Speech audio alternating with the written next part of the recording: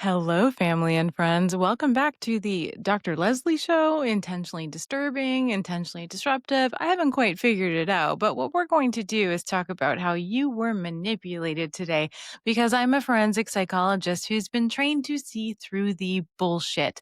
So let's talk a little bit about celebrities. We'll talk about some current court cases. And of course, we're going to talk about the American government or the lack thereof. Can you call it a government? I don't know. Anyways, I haven't really come on here for just a free talk in about 10 days because it was Thanksgiving break and I was with my kids and we had some family time. We went to the mountains. We went to the American Doll Girl store, I don't know, in Los Angeles where we had a tea party with a doll. We went to a drone show where we saw drones in the sky with magical art and beautiful classical music being played. So overall, it was really, really adorable. And as you can see, I've uploaded short form content, but not longer form.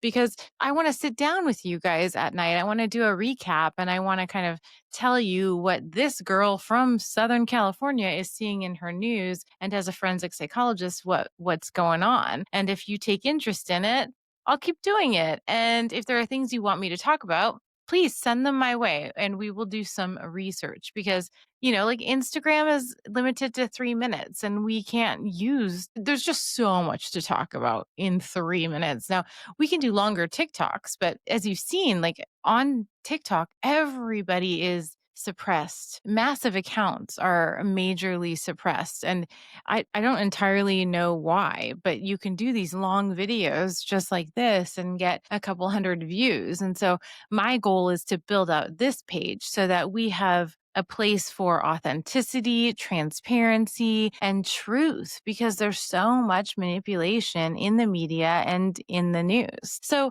I was working pretty hard today on writing a report. A guy's in jail. I don't think he should be, and we got to get him out. So, I did a lot of testing with him, a lot of psychological testing to see if he's telling the truth because is he a criminal? Is he not?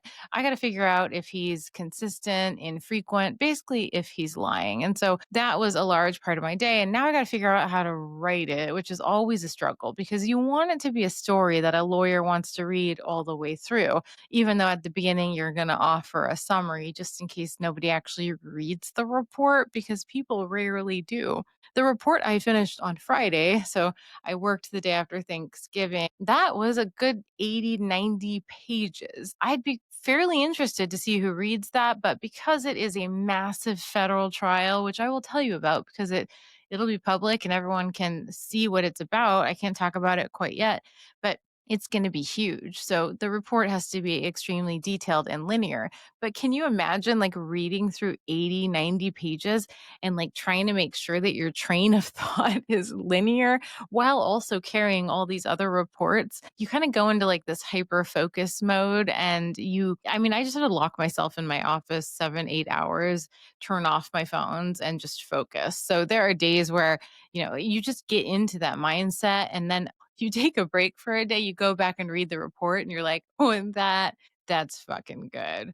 That's good. My brain was made for this shit and my training is really good. So it works together. So yeah, I think I'm a pretty good forensic psychologist and the cases are all going really well. People are quick to settle when they see my reports because they don't want to go to trial and have to deal with me on the stand telling people basically transparent, authentic truth based on scientific, objective, psychological testing measures. Also, my 20 years of experience and these semi structured interviews that I give people for 4 or 8 hours. It is utterly draining, but that's how we're going to figure out who's fucking lying. Okay. I don't know if we call him a celebrity or we just put this in the trial category, but Luigi Mangione resurfaced today. And the world is definitely split on, he allegedly shot somebody and ended his life like super close because it's all on video, but he is cute and he's attractive and he's kind of like a vigilante. And so until we really understand his mental state, I'd really like to see his psychological evaluation. People are really swooning over him. And he looked cute in court today, and there were a few snapshots of that. But basically, what's happening, he allegedly shot and killed this CEO of a healthcare company, and it was gruesome. And the CEO had a wife and children. But apparently, the CEO also made some horrible decisions with healthcare that led to people losing their lives. And we don't know if he has any empathy because he's not alive anymore. But the heads of healthcare in America are definitely targets because the healthcare in America is so bad. People are literally dying because they can't afford the copays for the treatment they need, like cancer treatment. So people are finding his actions of allegedly blowing this guy to smithereens and ending his life, they're justifying it. They're minimizing the violence, and it's also because he's attractive. Now, on the other end, if he really did this, then it's absolutely horrifying and he should go away for life. So, this is going to be a big trial. But today was a pre hearing. And what they wanted to talk about today was that he's pleading not guilty. And they think that the things they got from his backpack were taken improperly by the police. And so they're trying to like get rid of the evidence that shows he did it, which in turn would then change the case completely. So we will see how that goes. On the Blake Lively, Justin Baldoni docket, I think one thing popped up today, which basically said that Justin Baldoni and Wayfair has to answer to these requests for information. So they basically have to say yay or nay to over 500 questions, 500 moments of evidence that Blake Lively's team has put together. So, are you aware of this magazine article? Did you know about this? So it's basically confirming all of this information that's going to be later used in her case. And we are actually getting closer, right? Case was supposed to try in March, and it seems like it might actually try around then because the judge has been really tight to the timeline. But for all of you who have interest in that case, all of this stuff, all of these answers from the Wayfair parties are due by Friday. And I don't know if they'll trickle in. I don't know if we'll be bombarded on Thursday or Friday, but you're going to see a lot of hype in the media about their responses to, I think it was like 577. So we will see. But I imagine by the end of the week, it's going to be fairly dramatic. People will take their sides. They'll interpret the same thing in two completely different ways, as most people do. And we'll just sit back and see how it plays out because yeah, sure, people have had a lot of fun over the past year covering this case. They've also really identified with one side or another, and they've also been really, really horrible people to the other side or the other. So people have sent death threats to Baldoni supporters, to Blake Lively supporters. They've tried to harm the individuals in the case and just anyone on the internet talking about the case. I mean, it's really brought out the crazy, it's brought out the stalkers, it's brought out just violence. And this has all gone alongside, which is, I think, is very significant. It's all gone alongside with Trump. People call it Trump derangement syndrome. I don't know. But what I can tell you is that Trump is impulsive and he's erratic and he's causing chaos. And I have never in my life worried about daily updates of what the fuck has he done now. And it just makes people, it's this systemic anxiety that is just growing in our country. And I think a lot of that government anxiety is being applied to other things like the Blake Lively case and probably to family households and relationships and families and stressors. There's probably an increase in domestic violence because of Donald Trump. And it's the way that he goes about communication and the misogyny, calling people stupid, using the word retarded incorrectly, calling journalists piggies, trying to take over the White House page, saying that certain news outlets, so every news outlet except for Fox News, which is actually not news, right? It's considered entertainment, Fox News. Every other news channel is considered news. So anyways, he had to take that down. I'm still not sure why, but they're just doing extremely childish things instead of helping the government and once again not releasing the Epstein files and not moving forward on any of the promises that he actually ran for. And like I've said before, I assumed he was lying to become president because he's obsessed with power. And now we're kind of seeing it play out. I actually saw an Instagram account today and I couldn't believe it. every day the account posts, "Is he dead yet?" That's what it posts, and every day it just says, like, "No, he's not dead yet." Every day that he's been president, they put a post up. That's not something I can do, but I will just look at it and kind of giggle because that's how much people despise this man. I know Biden was, like, asleep and, like, completely unaware and manipulated at the later parts of his pregnancy, but pregnancy at the later parts of his presidency. Freudian slip, why would I think Biden was pregnant? I'm not pregnant. I don't have fallopian tubes. I got them tied off. I'm gonna have to analyze that later. Interesting. I have a master's degree in Freudian psychoanalysis. I love a good Freudian slip. Well, speaking of a Freudian slip today, Candace Owens is completely unhinged, and the internet is kind of figuring out that she's not telling the truth and that something else is going on. And I don't think it's good. I think I don't know, it's in the mental health space. I don't know what's going on. But at one point in her podcast, I mean, today she seemed extra unhinged. She wasn't put together. She looked much more thin. She looked like she was struggling. And at one point, she said shitting instead of sitting. Now, this is a woman with, I don't know, 10 million followers, and they didn't edit that out of her podcast. And so, what it makes me think is no one wanted her podcasting today. Like, she's not well. Something's going on. They didn't want her to podcast. And so she did it, and it seemed really erratic. She was kind of twitching, like her body movements and facial expressions were really odd. I don't know what's happening there, but it was pretty clear that she didn't have her normal team there. And then she went on to, and yes, I watched it because I want to understand what's happening.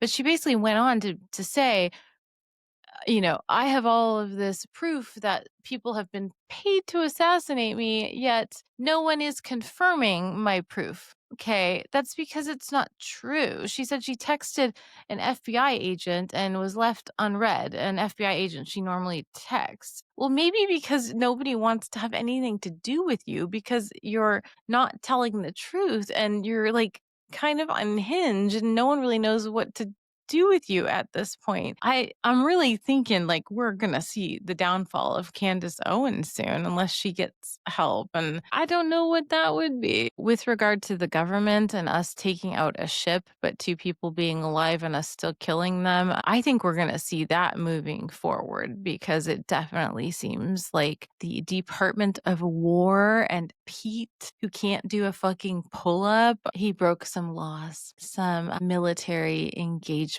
laws. And just knowing the personality of Trump, I think he'll just be making Pete the next fall guy. I did see an interview with Kristi Noem where she was asked about immigration and she really couldn't understand the question and she kept going back to her talking points. And it was asked to her repeatedly. But what my problem with this is that you're being manipulated. These politicians are trained to circle around talks. They circle around answers and they never answer you at all directly, calmly, transparently, because it's not up to them what they say. And they don't actually know what the truth is. They just like the power. If she actually knew, she might actually say something. Or she's just a horrible person and doesn't give a fuck and wrote a book about shooting and killing her dog. But you're being manipulated every time you see one of these politicians talk about anything. I mean, only two of these politicians don't take APAC money, and that's probably their own political agenda.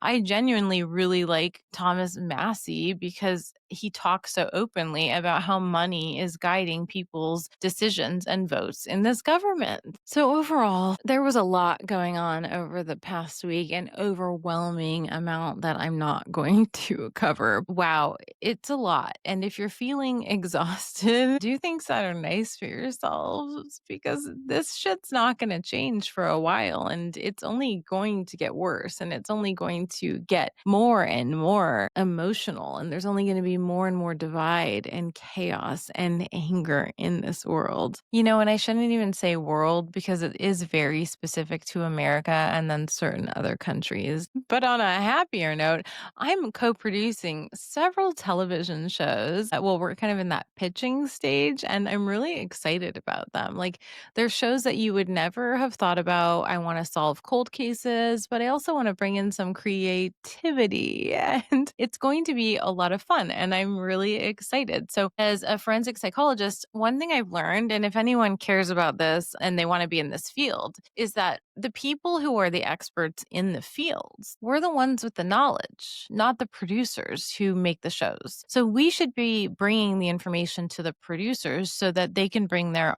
artistic ventures to it and turn it into something that people would want to watch and buy. Also, be a co producer, jump in there, produce. I've helped actors talk about their roles. I've helped them. Things I do, like the show with Claire Danes, The Beast in Me. She had a trainer. She had somebody train her how to act and how to be in that emotional role. And the guy, the actor, I forget his name, had somebody also train him on how to be an impulsive, sadistic psychopath. And it was one of the best portrayals of psychopathy that I've ever seen. And it was because what he honed in on was his lack of predictability and his impulsivity. I thought it was excellently done. And in addition to his beautiful acting, because it gives you chills, you're sitting across, you're watching TV, but you feel like you're sitting across from somebody and you just don't know when they're going to pop off. And it's terrifying yet calm at the same time. And that's what it feels like to really be in the room with a psychopath.